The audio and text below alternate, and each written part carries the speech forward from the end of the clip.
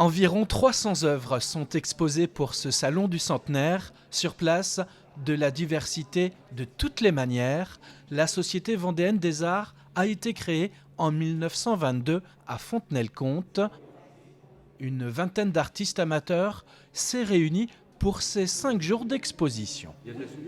C'est le cas de Philippa Cazel, ici à droite.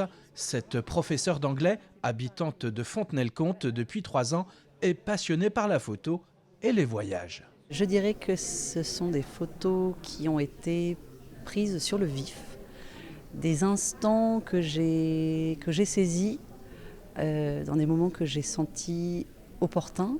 J'avais toujours l'appareil à portée de main, voire sur l'œil, et puis il y a des scènes qui se présentent à moi.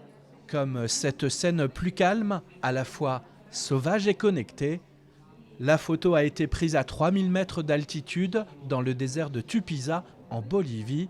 Entre la Bolivie, Cuba, Panama et l'Italie, Philippa Cazel utilise le noir et blanc sans réfléchir. J'aime beaucoup la photographie en noir et blanc depuis le début. J'apprécie la photographie couleur, mais c'est le noir et blanc qui me parle et avec lequel je m'exprime. J'ai expérimenté de la couleur sur les mêmes thématiques et les mêmes sujets, et ce sont les photos en noir et blanc que j'ai gardées, que j'ai sélectionnées sans même vraiment y réfléchir en fait.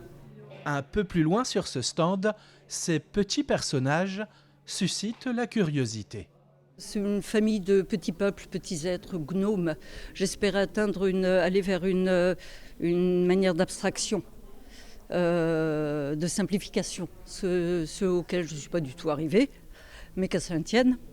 Et je me suis bien amusée. Sculpture, peinture, photographie, la Société vendéenne des arts s'est donnée comme mission de mélanger les créations contemporaines depuis maintenant plus d'1 siècle.